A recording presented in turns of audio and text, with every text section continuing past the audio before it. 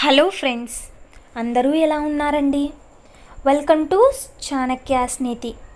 ఒక్కటి గుర్తుపెట్టుకో, ఏంటంటే మంచివాడు శత్రువు కూడా సహాయం చేస్తాడు, చెడ్డవాడు తోబుట్టిన వాళ్ళని కూడా ముంచుతాడు.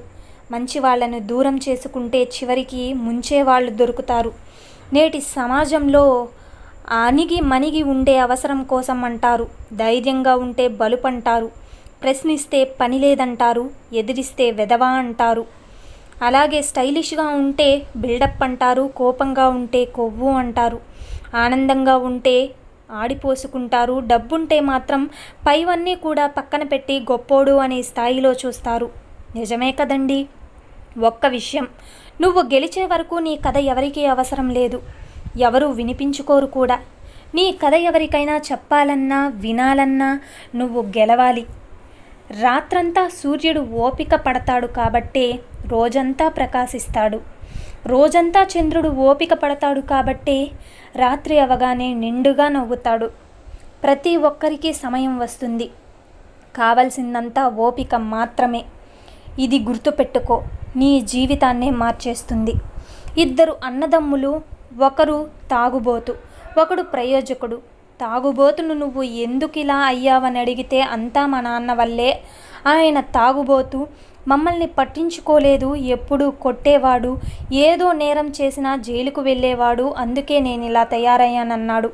ప్రయోజకుణ్ణి నువ్వు ఎందుకిలా అయ్యావని అడిగితే అంతా మా నాన్న వల్లే, ఆయన తాగుబోతు, మమ్మల్ని పట్టించుకోలేదు, ఎప్పుడూ కొట్టేవాడు, ఏదో నేరం చేసి జైలుకు వెళ్ళేవాడు, అమ్మని కొట్టేవాడు, ఆయన్ని చూసి నేరం చెయ్యకూడదని నేర్చుకున్నాను, అందుకే నేను ఇలా తయారయ్యానన్నాడు.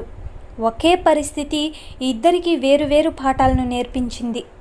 తేడా పాఠంలో లేదు, నేర్చుకున్న వాడిలోనే ఉంటుంది. అందుకే నువ్వు ఎప్పుడూ కూడా ఎదుటి వారిలోనైనా, బయట వారిలో అయినా సరే, ఇంట్లో అయినా సరే మంచిని నేర్చుకో. గాలి ఎటు వీస్తే అటు కదిలే చెట్ల మీద ఏ పక్షులు వాలనట్లే ఎవరు ఏది చెబితే అది నమ్మే మనసు మార్చుకునే మనుషులతో కూడా ఏ బంధాలు కూడా శాశ్వతంగా ఉండవు. గుర్తుంచుకో, నేనిలా ఉంటానని ఎవరికీ చెప్పకు, ఉండి చూపించు. నేనిలా చేస్తానని చెప్పొద్దు, చేసి చూపించు. అలాగే ఎప్పుడూ ఊహల్లో ఉండకు, వాస్తవాన్ని గుర్తించు, వాస్తవంలోనే బ్రతుకు. నిప్పు, అప్పు, పగ, ఈ మూడు తమంతట తాము తరగవు, పెరుగుతూనే ఉంటాయి. అందుకే నిప్పుని ఆర్పాలి, అప్పుని తీర్చాలి, పగను సమూలంగా తుంచేయాలి. కోపంలో మాట్లాడితే గుణాన్ని కోల్పోతావు, అధికంగా మాట్లాడితే ప్రశాంతతను కోల్పోతావు, అనవసరంగా మాట్లాడితే అర్థాన్ని కోల్పోతారు, అహంకారంతో మాట్లాడితే ప్రేమను కోల్పోతారు, అబద్ధాలు మాట్లాడితే పేరును కోల్పోతారు, ఆలోచించి మాట్లాడితే ప్రత్యేకతతో జీవిస్తారు. అలాగే మార్గం తెలిసినవాడు మేధావి, చూపించినవాడు నాయకుడు, దాటినవాడు సమర్థుడు. కానీ మార్గం తెలిసి చూపించక దాటిన వాడు అసమర్థుడు. స్వచ్ఛత లేని స్నేహాలకు, విలువ ఇవ్వని బంధాలకు, బాధ్యత లేని బాంధవ్యాలకు, అబద్ధాలాడే అనుబంధాలకు మౌనంగా దూరం అవ్వడమే మంచిది. గుర్తుంచుకో, జీవితంలో గుర్తుపెట్టుకోవాల్సిన కొన్ని విషయాలు: మితిమీరిన ఖర్చు పేదరికం పాలు చేస్తుంది, మితిమీరిన పొదుపు కష్టాలు పాలు చేస్తుంది, మితిమీరిన సంపాదన మనశ్శాంతి లేకుండా చేస్తుంది, మితిమీరిన సంపాదన రక్త సంబంధీకులను దూరం చేస్తుంది, మితిమీరిన హాస్యం నవ్వుల పాలు చేస్తుంది, మితిమీరిన కోపం శత్రువులను తెచ్చిపెడుతుంది, మితిమీరిన వ్యసనం అపఖ్యాతిని తెస్తుంది. జీవితంలో ఏ విషయంలోనైనా హద్దుల్లో ఉంటే అంతా మనకు మంచి జరుగుతుంది. మనం కోరుకునే వాళ్ళ కోసం మనం ఎదురు చూస్తుంటాం, మనల్ని కోరుకునే వాళ్ళు మన కోసం ఎదురు చూస్తుంటారు. విచిత్రం ఏమిటంటే మన ప్రేమ మనం కోరుకునే వాళ్ళని తొలిసేలోపు ఆశ మనల్ని విడిచిపోతుంది. మనల్ని కోరుకునే వాళ్ళ ప్రేమ వాళ్ళకు తెలిసేలోపు ఇక జీవితమే గడిచిపోతుంది. నిజమే కదండి. అమ్మ కోపం కడుపు నింపడానికి, నాన్న కోపం బ్రతుకు నేర్పడానికి, గురువు కోపం బుద్ధి నేర్పడానికి, స్నేహితుల కోపం దారి చూపడానికి, చెలి కోపం ప్రేమ తెలపడానికి, శత్రువు కోపం జాగ్రత్త నేర్పడానికి. కోపం ఏదో ఒకటి నేర్పిస్తూనే ఉంటుంది. అందుకే విషయం ఏదైనా సరే కోపం మంచిదే.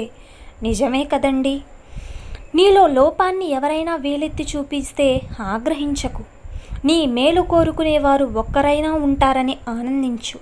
మన దగ్గర ఎంత డబ్బైనా ఉండొచ్చు, కానీ ఎదుటి వారిని చులకనగా చూసే జబ్బు మాత్రం ఉండకూడదు. నిజమే కదండి. రావణ రాజ్యంలో ఉండి కూడా విభీషణుడు చెడిపోతాడు. రామరాజ్యంలో ఉండి కూడా కైకేయి బాగుపడలేదు. అందుకే మనం ఎక్కడ ఉన్నామన్నది ముఖ్యం కాదు, మన స్వభావాన్ని ఎలా ఉంచుకున్నామన్నదే ముఖ్యం. గుర్తుంచుకో. నారదముని ఒకసారి శ్రీకృష్ణుడిని అడిగాడట, ప్రభు, ఈ మనుషులంతా ఎల్లప్పుడూ దుఃఖంలో ఎందుకుంటున్నారని. శ్రీకృష్ణుడు అద్భుత జవాబు ఇచ్చారు. ప్రతి మనిషికి ఆనందాలున్నాయి, కానీ ఎవరికి వారు ఇంకొకరు ఆనందాలను చూస్తూ ఓర్వలేక దుఃఖిస్తుంటారని. అవునా? బొగ్గుని మండుతున్నప్పుడు ముట్టుకుంటే చెయ్యి కాలుతుంది, చల్లగా ఉన్నప్పుడు ముట్టుకుంటే చెయ్యి నల్లబడుతుంది. చెడ్డవాళ్లతో ఎలా ఉన్నా సరే ముప్పు. అందుకే జాగ్రత్తగా ఉండాలి. అర్థమైంది కదండి. ఇది ఒకటి బాగా గుర్తుపెట్టుకో. మనకి విలువ ఇచ్చే వాళ్ళకి విలువ ఇవ్వాలి, విలువ ఇవ్వని వాళ్లకు అస్సలు పట్టించుకోవద్దు. వాళ్ళు ఎంత తోపులైనా సరే, లేదంటే వాళ్ళకి మనం చులకనైపోతాం. నిజమే కదండి. మౌనం మనసును శుద్ధి చేస్తుంది, స్నానం దేహాన్ని శుద్ధి చేస్తుంది, ధ్యానం బుద్ధిని శుద్ధి చేస్తుంది, లయ ఆత్మను శుద్ధి చేస్తుంది, దానం సంపాదనను శుద్ధి చేస్తుంది, ఉపవాసం ఆరోగ్యాన్ని శుద్ధి చేస్తుంది, క్షమాపణ బంధాలను శుద్ధి చేస్తుంది. అలాగే విలువ లేని వారితో వాదించడం, వాళ్ళ మాటలకి స్పందించడం వల్ల వాళ్ళ విలువ మనం పెంచడం అవుతుంది. నిజమే కదండి. అయితే జీవితం ఎవరికీ శాశ్వతం కాదు, ఏ ప్రాణానికి గ్యారంటీ లేదు. మనం జీవించే కొంతకాలానికి ఎన్నో బాధలు, బంధాలు, బాధ్యతలు, రేపు అనే దాన్ని చూస్తామో లేదో తెలియదు అని బ్రతుకుతాం. కక్షలు, పగలు, పంతాలు ఎందుకు నీకు? ఎవరు ఉండి తినేది లేదు, పోయి సాధించేది లేదు. ఉన్నంతకాలం అందరితో కలిసి సంతోషంగా జీవిద్దాం. సొంతం అయితే సొంత కాళ్ళపై నిలబడదాం. సొంతమైన వాటిపై నిర్లక్ష్యం, ఈ రెండు ప్రమాదమే.